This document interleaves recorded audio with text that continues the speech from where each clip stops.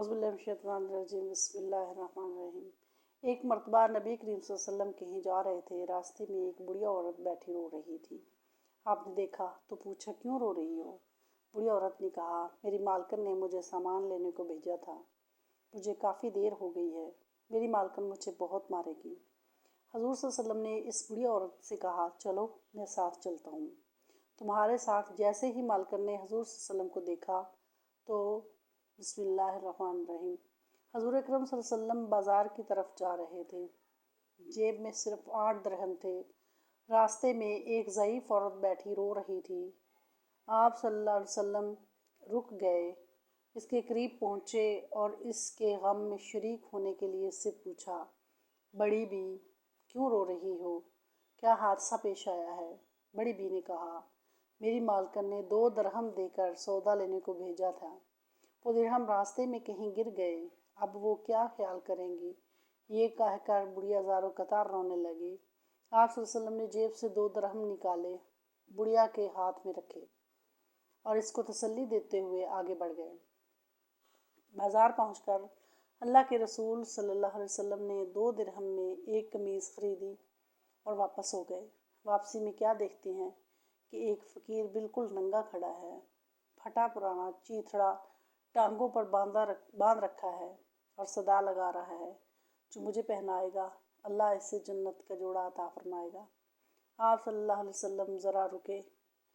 फ़कीर ने फिर सदा लगाई, जो मुझे पहनाएगा अल्लाह इससे जन्नत का जोड़ा अता फरमाएगा। आप सल्लल्लाहु अलैहि वसल्लम ने वो कमीज़ इसी वक्त इस फ़कीर को पहना दिया और फिर बाज़ार की तरफ चल दिए। वहाँ जाकर आप सल्लल्लाहु अलैहि वसल्लम ने दूसरी कमीज़ 2 दिरहम में ख़रीदी और अपने घर के लिए वापस हुए।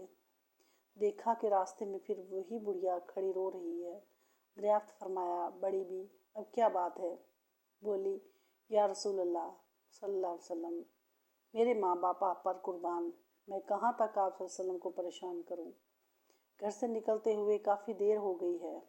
घर वालियाँ इंतज़ार कर रही होंगी। यहाँ देर लग गई, इतनी देर में पहुँचूँगी तो वो नाराज़ होंगी, बुरा भला कहेंगी, सज़ा देंगी। बुढ़िया ये कहकर फिर ज़ोर ज़ोर से रोने लगी। आप सल्लल्लाहु अलैहि वसल्लम ने बुढ़िया की फरियाद नहायत ध्यान से सुनी। बुढ़िया पर बड़ा तरस आया, इसे तशफ़ी दी और फरमाया, चलो तुम्हारे साथ चलता हूँ। बुढ़िया खुशी खुशी चल दी। अल्लाह के रसूल सल्लल्लाहु अलैहि वसल्लम भी साथ साथ थे। थोड़ी ही दूर गए थे कि कुछ इंसान के घर नज़र आए। जैसे काम करती हूँ, इन घरों के मर्द बाहर गए हुए हैं, घरों में सिर्फ औरतें ही हैं। आप सल्लल्लाहु अलैहि वसल्लम घरों के करीब पहुँचे और ज़रा बुलंद आवाज़ से कहा, ए बीबियो, अस्सलामु अलैकुम वरहमतुल्लाह। आवाज़ मानूस थी। हर खातून मुतवज्जो हो गई, मगर बिल्कुल खामोश रही। किसी घर से कोई जवाब ना आया। आप सल्लल्लाहु अलैहि वसल्लम ने फिर बुलंद आवाज़ से कहा, अस्सलामु अलैकुम वरहमतुल्लाहि वबरकातुहू। फिर वही खामोशी रही। किसी घर से कोई जवाब ना आया। ख़वातीन दरवाज़ों के करीब आ गईं और मुश्ताक थी कि वो दिल नवाज़ आवाज़ फिर आए। अल्लाह के रसूल सल्लल्लाहु अलैहि वसल्लम ने तीसरी बार फिर ज़रा बुलंद आवाज़ से कहा, ए बीबियो, अस्सलामु अलैकुम वरहमतुल्लाहि वबरकातुहू। तीसरी आवाज़ पर सारे घरों की औरतों ने मिलकर जवाब दिया, वालेकुम अस्सलाम वरहमतुल्लाहि वबरकातुहू। आप सल्लल्लाहु अलैहि वसल्लम ने पूछा, बीबियो, क्या तुमने पहली मेरी आवाज़ नहीं सुनी थी? उन्होंने कहा, या रसूलल्लाह सल्लल्लाहु अलैहि वसल्लम, हमने आपका पहला ही सलाम सुन लिया था और आपकी आवाज़ पहचान ली थी, लेकिन जवाब इसलिए नहीं दिया कि आपकी ज़ुबान मुबारक से सलामती और रहमत और बरकत की दुआएं हम और हमारे बच्चे बार बार सुने। औरतों ने अकीदत और इरादत का इजहार करते हुए कहा। अल्लाह के रसूल सल्लल्लाहु अलैहि वसल्लम मुस्कुरा दिए। फिर फरमाया, ये तुम्हारी खादमा डर रही है, तुम इसे डांटोगी और सज़ा दोगी। इत्तेफाक से इस अल्लाह की बंदी को देर हो गई थी। मैं इसकी सिफारिश के लिए आया हूँ। रसूलुल्लाह सल्लल्लाहु अलैहि वसल्लम के अल्फाज सुनकर ख़वातीन की आंखों में आंसू आ गए और एक ज़बान होकर बोली, या रसूलुल्लाह सल्लल्लाहु अलैहि वसल्लम, ये आपको सिफारिश के लिए लेकर आई है, तो आप गवाह रहें, हम इसी वक्त इसको आज़ाद करते हैं। अब इस पर किसी का कोई हक नहीं है। باندی کی آزادی پر آپ صلی اللہ علیہ وسلم کا چہرہ خوشی سے چمک اٹھا اور آپ صلی اللہ علیہ وسلم ان نیک خواتین کو دعائیں دیتے ہوئے خوشی خوشی گھر واپس آ گئے۔ اللہ کے رسول صلی اللہ علیہ وسلم کے اعلیٰ اخلاق کا ایک پہلو یہ بھی تھا کہ آپ نے ایسے عام آدمی کو بھی عزت اور وقار عطا فرمایا جسے معاشرے میں کوئی خاص اہمیت حاصل نہ تھی۔ بنو اشیا عربوں کے مشہور قبیلہ بنو غطفان کی ایک شاخ ہے۔ یہ قبیلہ زمانہ قدیم سے مدینہ منورہ کے اطراف میں آباد تھا۔ اس قبیلے کا ایک بدوی ظاہر بن حرام رضی اللہ تعالیٰ عنہ مدینہ منورہ کچھ فاصلے پر رہتا تھا۔ یہ نہایت غریب شخص تھا، شکل و صورت میں بھی زیادہ خوبصورت نہ تھا، مگر اس کی ایک اہم خوبی یہ تھی کہ یہ اللہ کے رسول صلی اللہ علیہ وسلم سے بہت محبت کرتا تھا اور اللہ کے رسول صلی اللہ علیہ وسلم بھی اس سے خوب محبت کرتے تھے۔ ظاہر بن حرام اشیائی جب بھی مدینہ منورہ آتا تو اللہ کے رسول صلی اللہ علیہ وسلم کے لیے کچھ دیہاتی تحفے مثلاً تازہ سبزیاں، پھل، ستو، شہد وغیرہ لے کر آتا۔ ظاہر جب واپس جانے لگتا تو اللہ کے رسول صلی اللہ علیہ وسلم بھی اس سے شہری سوغاتیں دے کر رخصت فرماتے۔ ایک دن تو اللہ کے رسول صلی اللہ علیہ وسلم نے ظاہر کو ایک ایسا اعزاز عطا فرمایا جو غالباً کسی اور صحابی کے حصے میں نہیں آیا۔ ارشاد فرمایا، ظاہر ہمارا دیہاتی دوست ہے اور ہم اس کے شہری دوست ہیں۔ ذرا حدیث کے الفاظ پر غور فرمائیں۔ یقیناً ہر شہری خاندان کا ایک دیہاتی دوست ہوتا ہے اور آل محمد کا دیہاتی دوست ظاہر بن حرام ہے۔ ظاہر سیدھا سادہ آدمی تھا، شہری آداب سے ناواقف تھا۔ جب اپنے گاؤں سے آتا تو اپنے ہمراہ لائی ہوئی سوغاتیں لے کر بازار ہی میں کسی جگہ کھڑا ہو جاتا اور بیچنا شروع کر دیتا۔ پرانے زمانے سے یہ دستور چلا آ رہا ہے کہ دیہات سے جب کوئی شخص سبزیاں پھل وغیرہ لے کر آتا ہے تو لوگ بھاگتے ہوئے اس کے ارد گرد اکٹھے ہو جاتے ہیں۔ انہیں تازہ سبزیاں مل جاتی ہیں جو عموماً سستی ہوتی ہیں۔ ایک مرتبہ ایسا ہوا کہ ظاہر اپنے ہمراہ کچھ دیہاتی سوغاتیں لے کر مدینہ منورہ کے بازار میں آیا اور ایک جگہ کھڑا ہو کر انہیں بیچنے لگا۔ اس کی قسمت اچھی تھی کہ اللہ کے رسول صلی اللہ علیہ وسلم بھی بازار میں تشریف لے آئے۔ آپ صلی اللہ علیہ وسلم نے اپنے دیہاتی دوست کو دیکھا تو آپ نے پیچھے سے جا کر اس کی آنکھوں پر اپنے مبارک ہاتھ رکھ دیے۔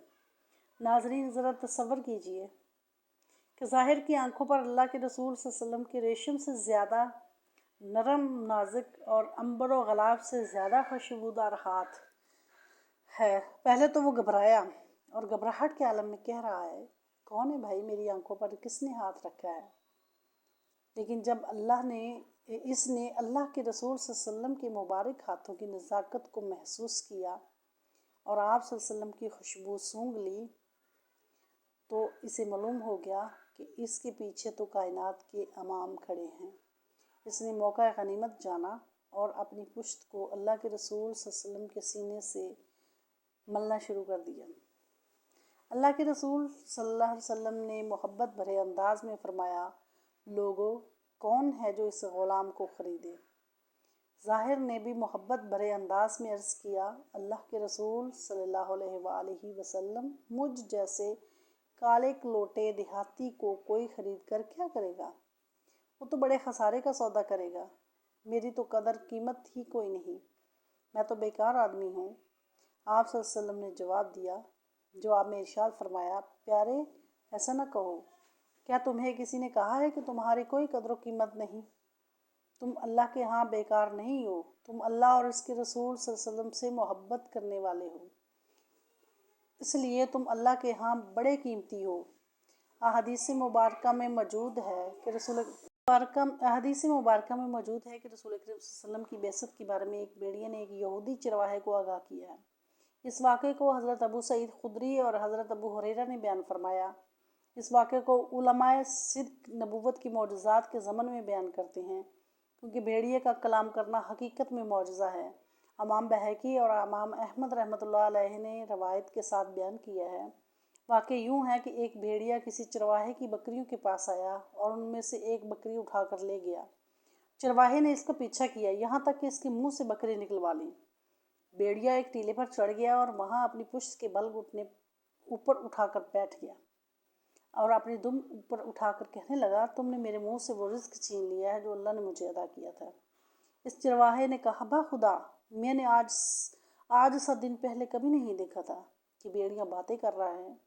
بھیڑیے نے جواب دیا اس سے بھی عجیب بات یہ ہے کہ ایک آدمی یعنی حضور اکرم صلی اللہ علیہ وسلم دو میدانوں کے درمیان واقع نخلستان مدینہ میں بیٹھا جو کچھ ہو چکا ہے اور جو ہونے والا ہے اس کی خبریں لوگوں کو دے رہا ہے۔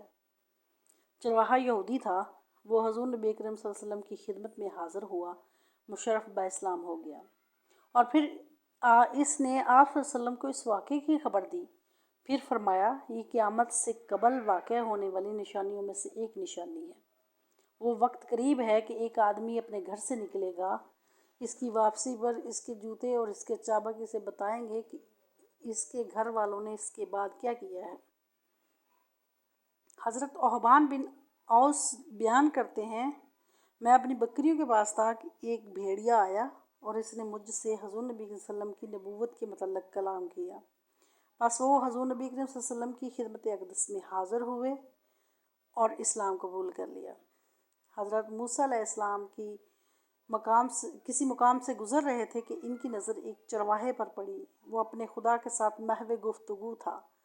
وہ کہہ رہا تھا کہ یا اللہ اگر تو میرے پاس ہو تو میں تیرے بالوں میں کنگھی کروں، تیری جوئیں نکالوں، تیری خدمت کروں، تجھے کھانے پینے کے لیے کچھ پیش کروں۔ اگر تو بیمار ہو تو تیری تیمارداری کروں۔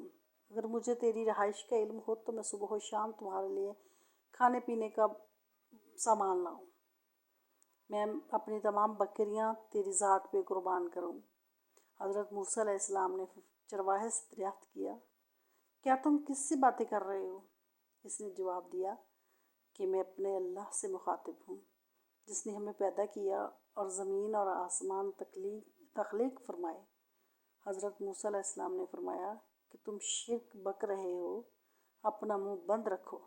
تمہیں نہیں معلوم کہ اللہ تعالیٰ شہنشاہوں کا شہنشاہ ہے، وہ ایسی خدمت سے بے نیاز ہے۔ چرواہا یہ سن کر از حد نادم ہوا، اس نے اپنے کپڑے پھاڑے اور جنگل کی طرف بھاگ نکلا۔ اللہ تعالیٰ نے حضرت موسیٰ علیہ السلام پر وحی نازل فرمائی اور شکوہ کیا کہ تم نے ہمارے بندے کو ہم سے جدا کر دیا ہے۔ تجھے دنیا میں اس لیے بھیجا گیا تھا کہ تم ہمارے بندوں کو ہمارے ساتھ ملاؤ، لیکن تم نے ہمارے بندوں کو ہم سے جدا کرنے کا وتیرہ اپنا لیا ہے۔ حضرت موسیٰ علیہ السلام نے جب اللہ تعالیٰ کی ناراضی محسوس کی تب وہ اس چرواہے کی تلاش میں نکل کھڑے ہوئے اور بالآخر اسے تلاش کرنے میں کامیاب ہوئے۔ حضرت موسیٰ علیہ السلام نے اس پر چرواہے سے کہا تمہیں اجازت ہے، تم جس طرح چاہو اللہ سے مخاطب ہو اور جس طرح چاہو اسے یاد کرو۔ اللہ تعالیٰ ہمیں دین اسلام کے راستے پر چلنے کی توفیق عطا فرمائے اور ہمارا خاتمہ ایمان پر فرمائے، آمین ثم آمین یا رب العالمین۔